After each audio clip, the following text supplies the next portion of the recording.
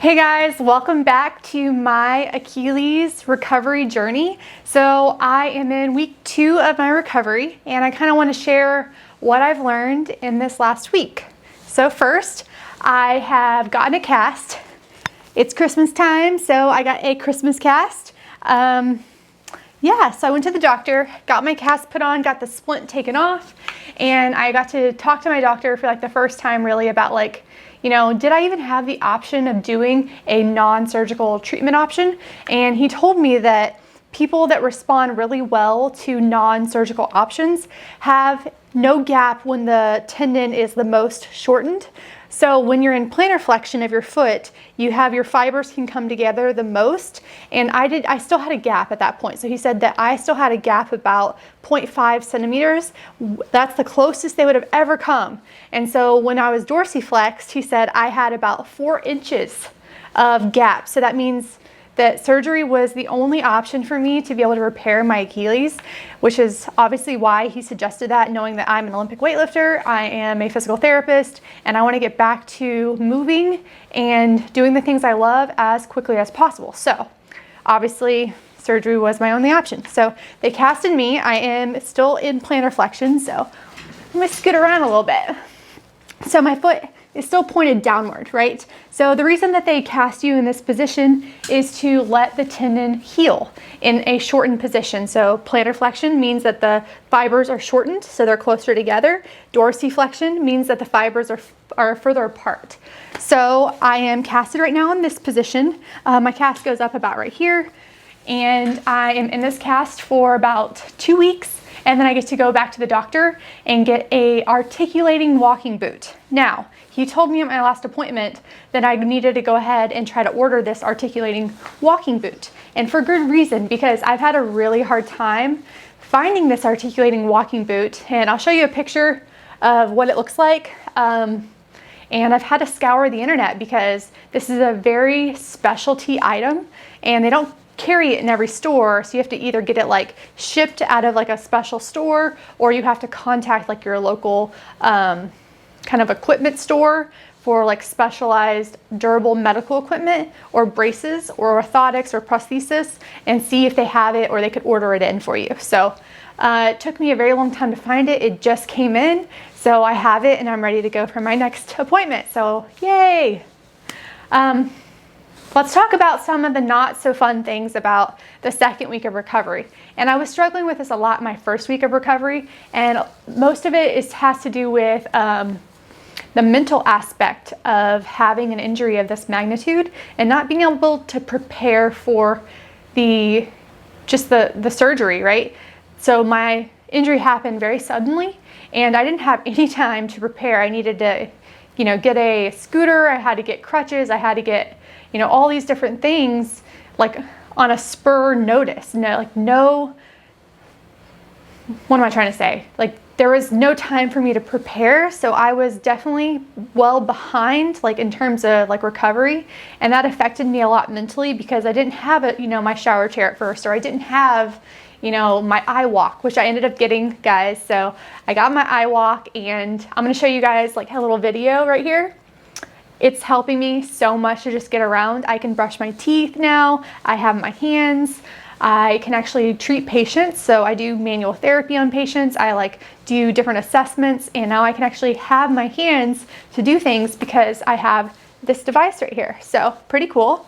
But all those things I didn't have before, and I had to get because I'm just trying to figure it out. And I feel like every other injury that I've ever had, and I've had several injuries, I've always had time to prepare. So I knew that like my shoulder injuries were getting bad enough to need surgery, and I had time to mentally prepare myself for surgery and then like what it was going to be like for me after surgery. This one's different because I didn't have any time to prepare. It happened so suddenly and I was miserable. Like my husband can tell you, I was moping around for the first 2 weeks because I just feel like I could not get a good grasp of like my mental side of things, and for me being a treatment provider, so I do physical therapy in person. I also work with people online. It was really hard because, I'm hearing everyone talk about what they're currently going through, and I was like, just trying to distract myself from what I was going through, and I was not able to process it. So I have processed it now, and I'm in a much better headspace, but that doesn't mean I'm not going to have like setbacks throughout the course of this recovery, because this is a tough one. It's going to be a long 9 months or a year, or really however long it takes. I want to do it right so I don't have to do it again. So anyways, that's just like a little peep into like the mental side of things, because I'm pretty strong mentally and physically, or I consider myself pretty strong mentally and physically, and this injury really messed me up mentally. So if you're also experiencing some mental stuff, like, know that you're not alone. Know that this is a very hard injury to recover from, and even people that are professionals at injuries and recovery and rehabilitation, we struggle too. Okay, so something else I learned this week. So I've been having a hard time driving because my left leg is like, I can't find a comfortable position because my leg is in this like plantar flex position. And so I was trying to figure out the perfect way to drive. And I told you guys if I found another option, I would let you know. And I finally figured it out. So if you have a left leg injury, if you're in America where we drive on the left side of the road and like the gas and stuff is on the right side, what you need to do is get a yoga block. And then what you do is put your leg, like lift your leg up and put the yoga block right under your thigh. So the yoga block is not on the ground, the yoga block is right under your thigh. And that is gonna actually enable your leg to just dangle, and then you don't have to worry about applying any pressure anywhere. So that's how I figured it out. Some other things that I'm still experiencing. So I'm still, getting pain from time to time. I'm getting a lot of tingling. I have a lot of tingling like on my foot, like here. I don't know if it's from like the pressure of the cast or if it's just from like all of the nerves that they had to cut through for surgery, but my toes have been kind of tingling all the time. And when I'm sleeping, sometimes I'll get a lot of like warmth to my leg, so it feels really, really hot, which is kind of weird because my leg is usually elevated at night. But I get a lot of like surging warmth to my leg, and that's still going on. It's getting a little bit better, but I'm definitely still experiencing that at this point. But I have finally been able to sleep through the night. Everything is going well in terms of my sleeping, so that's really good. With my left leg, how they kind of molded this cast, it's not very straight, so it's kind of curved, and that's kind of making it a little hard to get comfortable too. So I use a pillow between my cast and my other leg when I'm laying on my side, and that helps a lot. Oh, another thing that's come in really handy this last week. So we had a lot of rain here in Arizona, which is kind of unheard of for the desert, but I got this cast protector, right, that I use when I shower, and it's just, you slide it right over, and I've been using that all the time because I can't get my cast wet, and I want to go experience things outside. So I just slide that thing right over, and I'm good to go. So maybe I might even buy 2 of those. They're reusable. So have one for the shower, and maybe have one for in your backpack, for when you're going out and trying to do things in the community.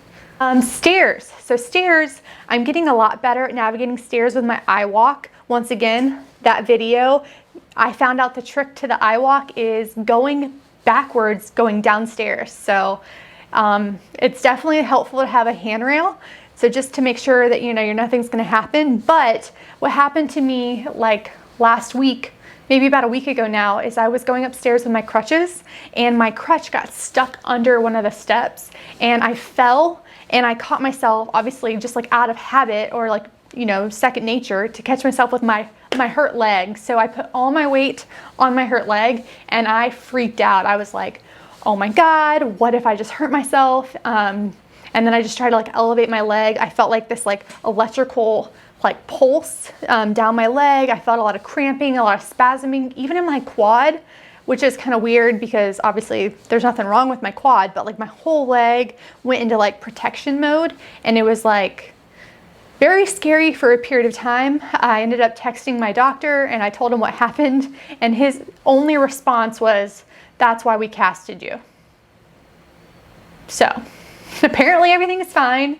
And everything I read online said that if you put weight on your foot, it's not really about the weight on the foot, it's more about moving into dorsiflexion. So if you're in a hard cast or a walking boot, those 2 things are preventing that dorsiflexion motion from happening. So that's really why that they don't want you to put any weight on your foot. It's not because of the weight, it's more because they don't want you to go into dorsiflexion. So I guess I'm okay. In terms of my workouts this week, being like incredibly active and having a weightlifting background, I've really been dying to like try to stay active as much as I can.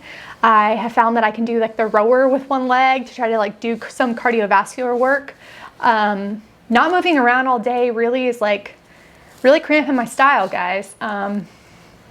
Because it's really hard to get like the blood circulating. I feel like lethargic, I feel bloated.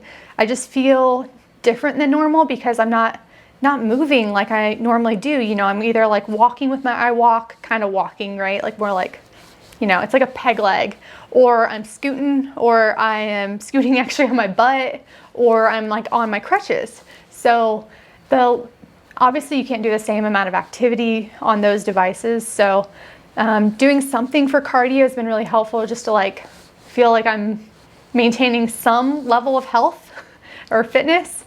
And another big thing is I really have been able to do at least my upper body workouts pretty much like normal. I've had to modify a few things, and I'll show you a little bit of that too.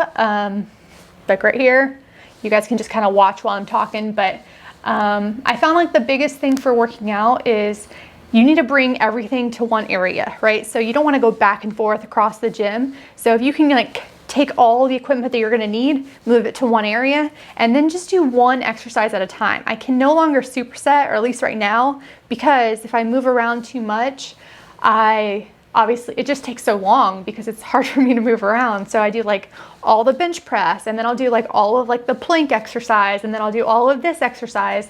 So everything kind of at one time, and then I'm done with it.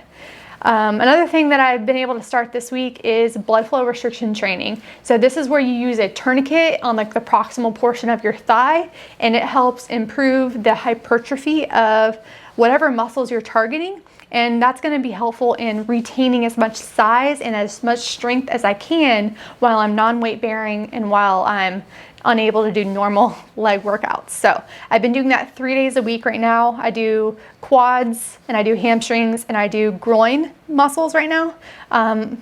Eventually I'll be doing some plantar flexion, like calf muscle work, and maybe some like anterior tibialis work. So some like shin muscle work, just to help get that muscle moving along once I'm able. But the BFR stuff is really incredibly helpful. I use H+ cuffs, so they're right here. So those are the ones I use. Obviously, I do not recommend a tourniquet. Like, you need to know the pressure that you're applying, and you need to know that you're doing it correctly and you're not occluding too much. So if you do not know how to do it correctly, please do not attempt it at home. That's just my little, PSA for right now. So that's really it for right now. There's not a lot of updates because it's just week 2. I'm still on a cast, not really able to do entirely a lot right now. So I get the cast off very soon, and then I'll be putting that hinged walking boot. So there's a dial on each side that like tells the boot like which degree of motion to be in. So I'll be stuck in more plantar flexion at first, and then every single week I'll be kind of moved into more dorsiflexion. And I believe once I get to 90 degrees, then I can start weight bearing. So hopefully the next few weeks of my updates will be way more exciting, but let me know if you guys have any questions, if you have any comments, you have any concerns. The mental aspect right now has been like the most challenging, probably. Obviously physically it's been challenging too, but those mental hurdles for me personally were a lot harder to overcome early on. So anyways, I hope that this resonates with somebody out there. Let me know what you guys think, and subscribe below.